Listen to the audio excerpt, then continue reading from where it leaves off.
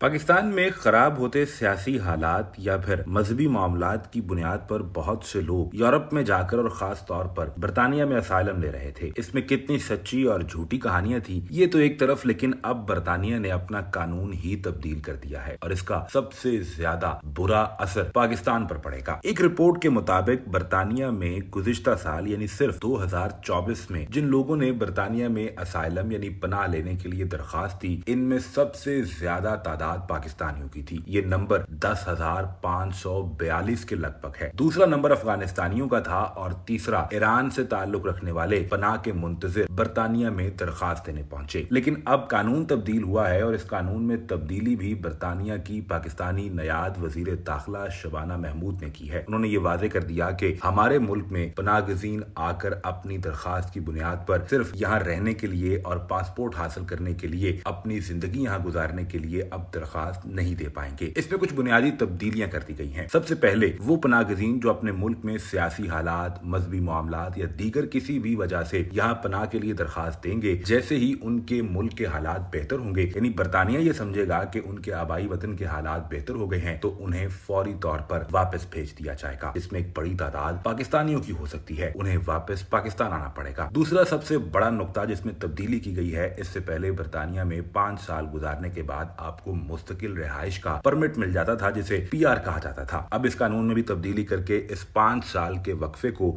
20 سال تک بڑھا دیا گیا ہے، یعنی برطانیہ میں مستقل رہائش کا پرمٹ حاصل کرنے کے لیے کم از کم 20 سال برطانیہ میں گزارنا پڑیں گے اور اس 20 سال کے دوران آپ برطانیہ سے باہر کہیں سفر نہیں کر پائیں گے۔ اس 20 سال کے بعد بھی اگر آپ کی درخواست ریجیکٹ ہو جاتی ہے تو پھر آپ کو مزید ٹائم گزارنے کے لیے وقت نہیں دیا جائے گا یا دوبارہ سے درخواست نہیں دی جا سکے گی۔ درخواست ریجیکٹ ہونے کی صورت میں فوری طور پر آپ کو ڈیپورٹ کر دیا جائے گا اور آپ کو واپس اپنے ملک جانا ہوگا۔ اب اس میں سب سے زیادہ پاکستانی ہی متاثر ہوں گے، کیونکہ ایک بڑی تعداد پاکستانیوں کی ایسی ہے جو اپنے خلاف مذہبی معاملات پر بنائے جانے والے کیسز سے لے کر سیاسی کیسز کی بنیاد پر برطانیہ میں پناہ لینے کی کوشش کرتے ہیں۔ اس معاملے پر حامد میر کی جانب سے بھی ٹویٹ کرتے ہوئے سوال اٹھایا گیا کہ برطانیہ میں سیاسی پناہ کی سب سے زیادہ درخواستیں پاکستان سے آتی ہیں۔ برطانیہ نے اپنی پالیسی تبدیل کر دی ہے، لیکن یہاں سوال یہ کھڑا ہو رہا ہے کہ پاکستان کے حالات کب بہتر ہوں گے، کب ہمارے لوگ دنیا کے کسی اور ملک سے زیادہ اپنے ملک میں رہنے کو ترجیح دیں گے، کہیں سیاسی پناہ لینے کی کوشش نہیں کریں گے۔ ایک ملک میں سیاسی پناہ گزینوں کی سب سے بڑی تعداد اور ان کی درخواست اگر پاکستان سے جائے تو یہ دنیا بھر میں پاکستان کے موجودہ زمینی حالات کی عکاسی کرتا ہے۔